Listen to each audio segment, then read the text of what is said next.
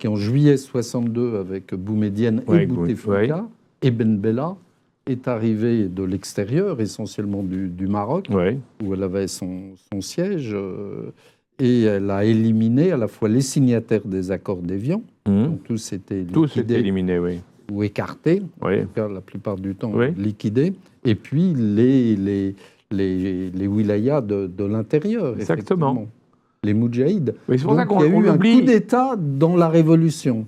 Exactement, on a complètement oublié ça. On a oublié ça. Mais de même que c'est fascinant de voir, quand on voit les relations détestables entre le Maroc et l'Algérie, qu'en définitive, l'armée algérienne, comme vous l'avez rappelé, était basée au Maroc.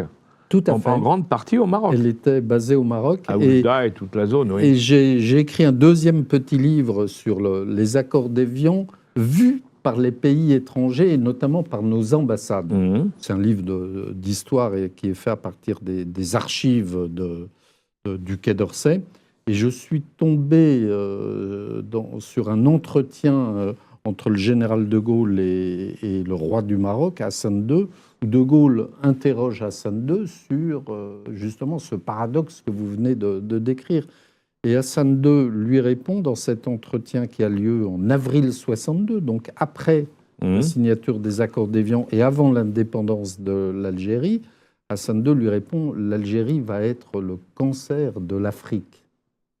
Donc Hassan II s'excuse en quelque sorte d'avoir soutenu l'Algérie indépendante et notamment cette armée des frontières, en expliquant: nous étions musulmans, nous sommes musulmans, nous étions colonisés par la France, ce sont nos frères, on les a aidés, mais je suis bien conscient que ça va être désormais un problème pour nous. D'un côté, ce sont les militaires de l'extérieur qui ont pris le contrôle du pays en Algérie, et d'un autre côté, avec le pays qui les avait aidés le plus pour pouvoir, enfin un des pays qui les aidait le plus pour pouvoir gagner pour les Français, c'est avec celui-là qu'ils sont brouillés. Ils sont en quasi-guerre, ou en tout cas en opposition, les deux.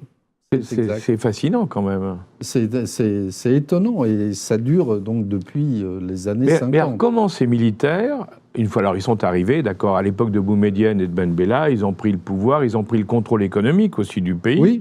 Et alors, mais ils arrivent à se maintenir jusqu'à maintenant quand même. Comment font-ils? Parce que c'est rare. Ils arrivent à se maintenir parce que le système, je disais, est quand même très verrouillé, opaque. Et les militaires sont la colonne vertébrale du pays depuis 62. Donc, pendant les 15 premières années sous Boumedienne, Ben Bella, Boumedienne, il y avait le système de parti unique jusqu'en 1989 sous Chadli. Donc, pendant 20 ans, un système de parti unique, des élections complètement verrouillées. Et à partir de 1989, une timide ouverture qui, elle, paradoxalement, a amené le fils et les islamistes aux élections et au pouvoir. Et donc, après, un nouveau coup d'État en 1992, en janvier 1992, pour interrompre le processus électoral et pour que l'armée se maintienne au pouvoir. Donc l'armée a une double légitimité, celle d'avoir vaincu la France, celle d'avoir vaincu les islamistes. Donc elle est... elle se maintient sans problème. Elle peut se maintenir. Et puis une troisième source de légitimité qui est, elle a vaincu le Hirak en 2019-2020, donc elle a vaincu les gens qui s'opposaient au système. Mais alors justement, vous venez de le citer avec l'Irak. L'Irak, à un moment, tout le monde disait, ça y est, en Algérie, il y a des manifestations pacifiques, parce qu'elle restait pacifique. Oui, mais tout à fait. Il y a eu une voiture brûlée en un an.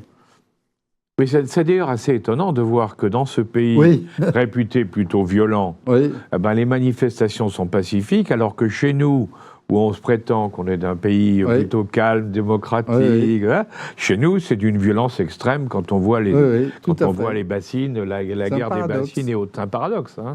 Aujourd'hui, donc, les militaires ont mis en place, on peut bien le dire, ont mis en place le président Tebboune. Tout à fait. On est bien... Et il a été élu en décembre 2019. Oui, c'est ça. Et bientôt, il va y avoir de nouveau une élection. De nouveau une élection au terme de ses 5 ans de premier mandat. Et alors, les relations avec